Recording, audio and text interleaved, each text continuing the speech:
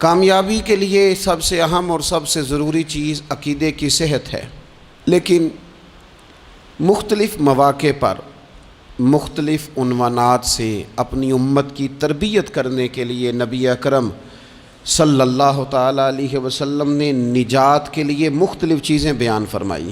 اخلاقیات کے باب میں، روحانیات کے باب میں اور تکمیل کردار کے باب میں، وہ ساری باتیں قابل عمل بھی ہیں، قابل توجہ بھی ہیں اور ہماری روزمرہ کی ضرورت بھی ہیں۔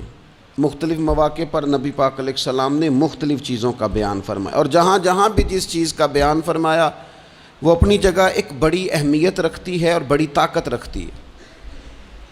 یہ حدیث جو آج ہماری گفتگو کا عنوان ہے، یہ ترمذی میں موجود ہے اور حضرت عقبہ بن عامر رضی اللہ تعالیٰ عنہ اس حدیث کے راوی ہیں۔ یہاں بھی انہوں نے نبی پاک علیہ السلام سے نجات کا راستہ پوچھا ہے۔ بہت ساری سوچیں، بہت سارے نظریات، بہت سارا فلسفہ، بہت سارے سمجھانے والے، بہت سارے قائل کرنے والے، اپنے اپنے انداز میں خیر کی بات بتانے والے لوگ ہر دور میں موجود رہے، لیکن بہرحال حرف آخر وہ ہے جو مدینے والے محبوب نے بیان فرمایا۔ نبی اکرم صلی اللہ تعالیٰ علیہ وسلم سے حضرت عقبہ بن عامر رضی اللہ تعالیٰ عنہ کہتے ہیں کہ میں نے عرض کیا، قلت یا رسول اللہ صلی اللہ تعالیٰ علیہ وسلم من نجات، کہتے ہیں میں نے پوچھا کہ یا رسول اللہ صلی اللہ تعالیٰ علیہ وسلم نجات کیا ہے؟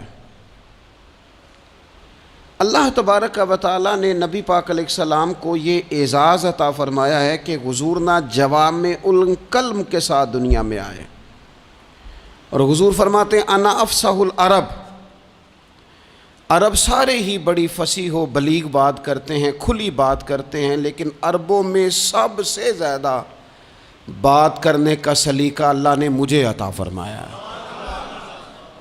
یہ حضور علیہ السلام کی شان اقدس ہے کہ بہترین انداز میں حضور تھوڑے جملوں میں گہری بات، الفاظ کے لحاظ سے وہ بات مختصر ہے اور مفاہیم کے لحاظ سے اتنی وسیع ہے کہ سارے سمندر اس کے اندر سمو دیے نبی پاک علیہ السلام۔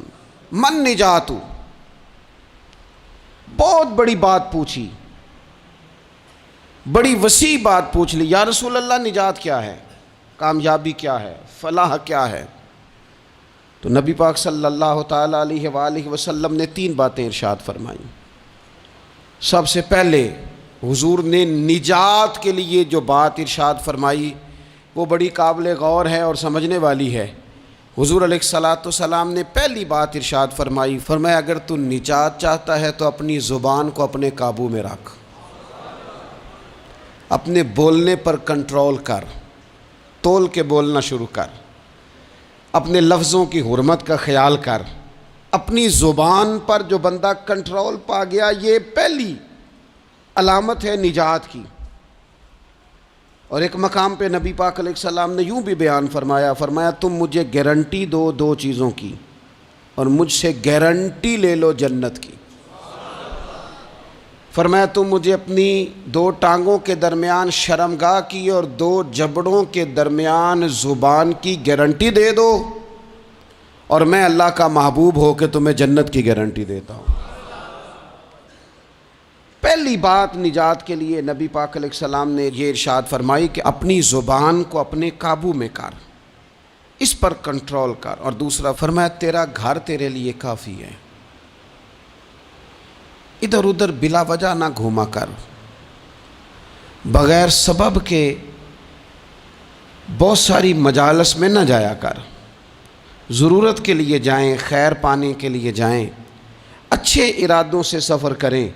گئے ہمارے صوفیاء علماء دور دراز کے سفر کیے محدثین نے، کس لیے؟ حضور کی احادیث کو جمع کرنے کے لیے، نبی پاک علیہ السلام کے فیضان سے حصہ پانے کے لیے۔ لیکن فرمایا ادھر ادھر نہ، کچھ لوگوں کو بڑا شوق ہوتا ہے، اس مجلس میں بھی جائیں گے، اس محفل میں بھی جائیں گے، اس کی بھی سنیں گے، اس کی بھی سنیں گے، نتیجہ یہ رہے گا کہ بے یقین ہو جائیں گے، اپنے گھر سے نکلیں گے، گھر گھر پھریں گے، کسی گھر کے نہیں رہیں گے۔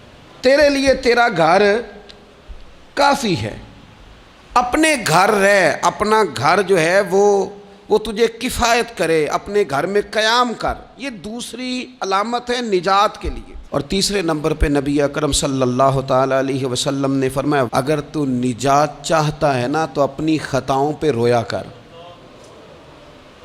اپنی خطاؤں پہ آنسو بہا، اپنے آپ پہ رو، اگر چاہتا ہے کہ بچ جائے۔ تین چیزیں نبی پاک علیہ الصلاۃ والسلام نے بیان فرمائیں، زبان کو قابو میں کرو، اپنے گھر میں قیام کرو، اور فرمایا کہ تم اپنی خطاؤں پہ رویا کرو۔ یہ تین اگر چیزیں تمہیں میسر آتی ہیں تو پھر رسول پاک علیہ السلام کی زبان فیض حق کے ترجمان سے گارنٹی مل رہی ہے کہ اللہ اس بندے کو نجات عطا فرمائے گا۔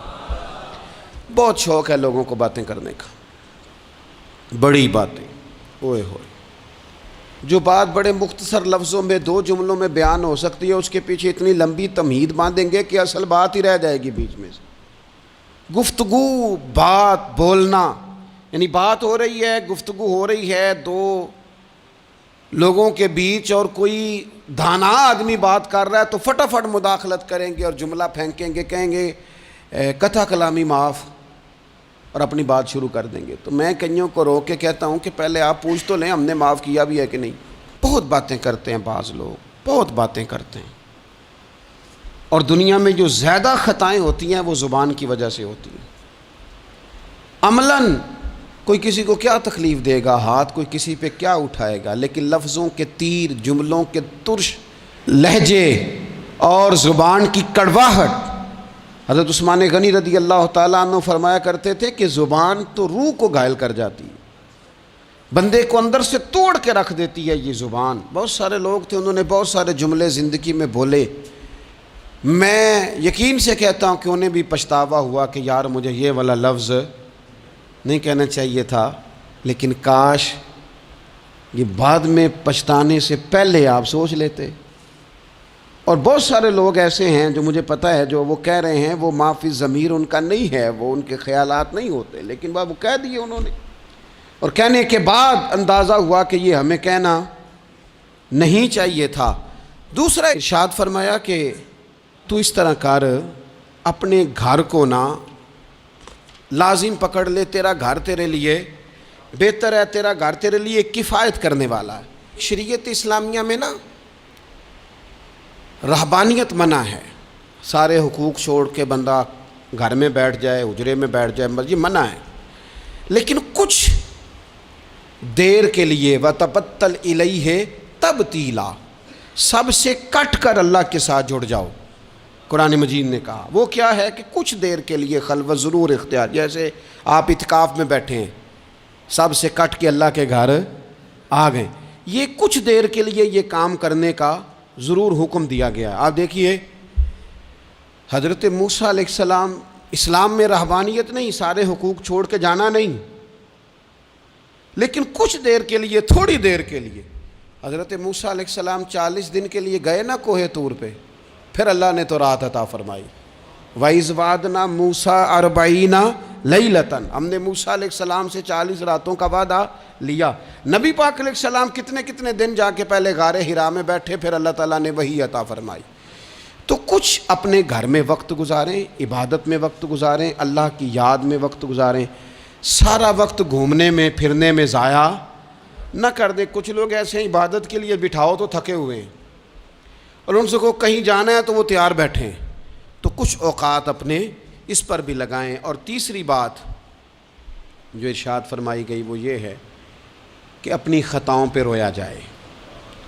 ہم نہ بڑا تبصرہ کرتے ہیں، بڑا رونا آتا ہے کسی کی مظلومیت پر، کسی کے دکھ پر، ملکی حالات پر، لوگوں پر، اچھی بات ہے، لیکن نجات کے لیے ضروری ہے کہ انسان اپنی خطاؤں پر بھی روئے۔ اور نبی اکرم صلی اللہ تعالیٰ علیہ وسلم نے فرمایا کہ اگر تمہیں اللہ کے خوف سے آنکھ سے اتنا قطرہ بھی نصیب ہو گیا جتنا مکھی اور مچھر کا پر ہوتا ہے، تو اللہ تبارک و تعالیٰ اتنا بھی تمہاری آنکھ سے آنسو نکل گیا تو جس طرح بھینس کے تھنوں سے نکلا ہوا دودھ دوبارہ تھنوں میں نہیں جاتا، تم بھی دوزخ میں نہیں جاؤ گے۔ اور 2 آنکھیں اللہ کو بڑی پیاری ہیں۔ یا رسول اللہ کون سی؟ فرمایا کہ جو رب کی رضا کے لیے پہرا دیتی ہے، اور ایک وہ آنکھ جو اللہ کے خوف میں آنسو بہاتی ہے۔ یہ دو آنکھیں اللہ کو بڑی پیاری ہیں، تو اس لیے یہ تین باتیں آپ نے نہیں بھولنی۔ ایک تو یہ کہ اپنی زبان کی حفاظت کریں، ایک اپنے گھر میں، مسجد میں، اجرے میں کچھ دیر بیٹھ کے اللہ کو یاد کریں اور کوشش کریں کہ بغیر وجہ کے گھر سے نہ اور تیسری بات یہ کہ اپنی خطاؤں پر آنسو بہانے کی کوشش کریں۔ اللہ تعالی ہم سب کو سمجھنے کی توفیق عطا فرمائے۔